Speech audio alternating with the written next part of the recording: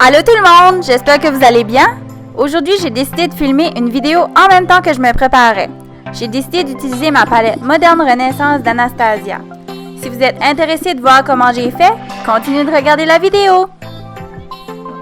Donc, on va commencer avec une peau fraîchement hydratée, puis par-dessus, on va placer un primer. Un primer, ça va servir à faire une barrière entre notre peau puis le maquillage qu'on va appliquer. Comme ça, le maquillage ne va pas rentrer dans nos pores. Après, j'applique mon fond de teint préféré du moment, qui est celui-là de Too Faced. La couleur est un petit peu plus jaune que ma peau, donc ça permet de cacher tout le rouge que j'ai à cause que j'avais la varicelle. Après avoir appliqué du fond de teint partout dans mon visage, j'en mets une bonne quantité, puis je l'estompe avec mon éponge mouillée.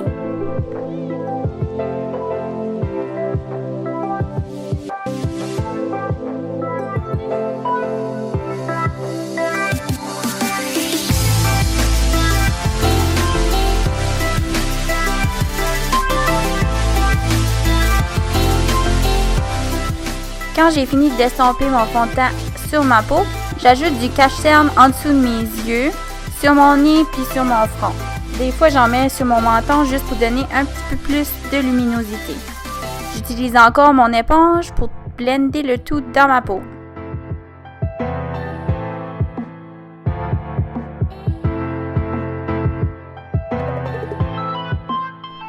Quand j'ai fini d'estomper mon cache-cerne, ensuite je prends ma poudre translucide avec un petit pinceau, puis j'en applique partout en dessous de mes yeux.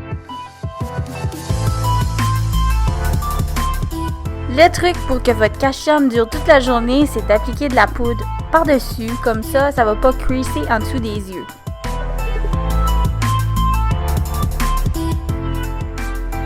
Le bronzer que j'utilise, c'est celui-là de Too Faced, avec un petit pinceau encore de chez Real Techniques.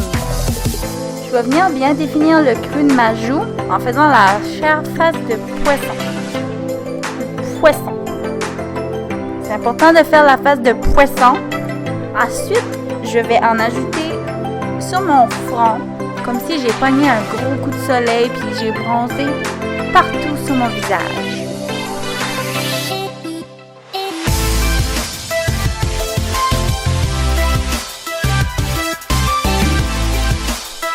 Comme le bronzer, ça sert à faire une petite définition puis créer de l'ombrage, j'aime ça en placer sur ma mâchoire puis en dessous de mon menton pour cacher mon double menton.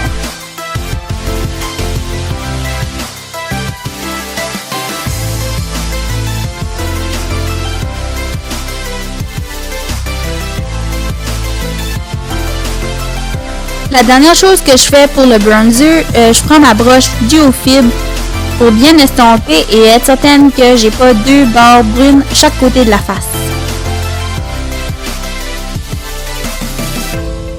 Pour ce qui est du blush, la couleur que j'utilise présentement, c'est une couleur dans la palette de Jaclyn Hill qui s'appelle Rosé Spritz. Alors j'en applique partout sur le haut de mes pommettes, puis j'estompe comme il faut.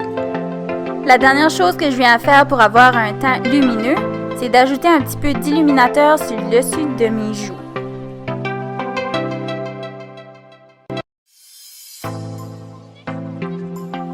Avant de passer aux ombres à paupières, j'utilise toujours une base.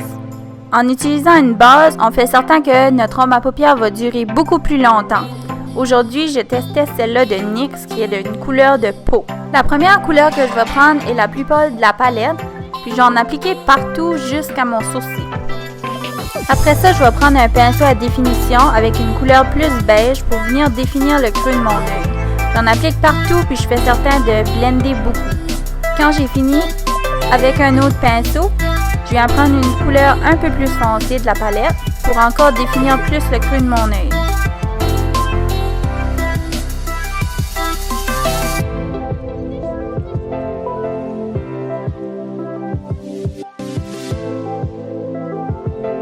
Après ça, avec un autre pinceau estompeur, je prends juste celui qui venait dans la palette. Je viens prendre une couleur rosée, puis j'en applique partout, encore dans le creux, mais un peu plus bas sur mon œil.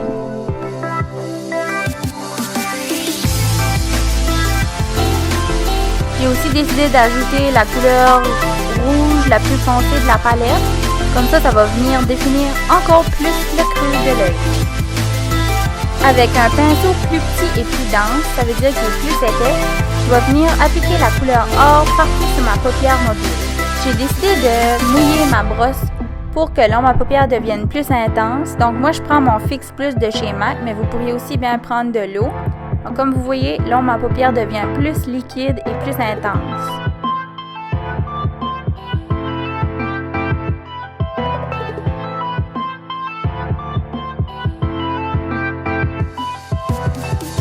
Je viens juste faire quelques petits touch-ups sur mon ombre à paupières en utilisant la couleur la plus foncée, la rose la plus foncée, je pense qu'elle s'appelle Love Letter. Comme ça va enlever tous les petits plis que j'ai sous ma paupière. Comme je suis blonde, j'aime toujours faire mes sourcils. Comme ça va plus définir mon regard encore une fois. Puis ça va venir structurer mon visage. C'est la première fois que j'essayais le crayon NYX, puis je l'ai bien aimé. L'embout est tout petit, ce qui fait qu'il est vraiment précis. J'ai décidé d'ajouter un petit peu de pommade Anastasia et en dernier, j'ai peigné mes sourcils pour les garder bien en place. La dernière étape que je fais pour mon teint, c'est d'appliquer la brume fixative de chez MAC. Pour pas que mon mascara ou mon liner coule, je l'applique toujours après que j'ai fait mon teint et après avoir appliqué ma brume fixante. Le liner que j'applique aujourd'hui, c'est celui-là de Kat Von D, puis il fonctionne vraiment bien avec sa petite pointe en feu.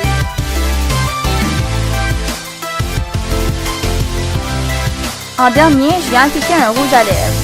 Mon rouge à lèvres préféré, c'est le Amuse Bouche de Bite Beauty dans la teinte meringuée. J'aime beaucoup la formule de ces rouges à lèvres-là parce qu'ils sont très crémeux. Puis en plus, la couleur, je trouve que c'est une belle couleur de tous les jours. Ce qui est intéressant avec les lipsticks de Bite, c'est que leur formule est naturelle puis en plus, elle est comestible.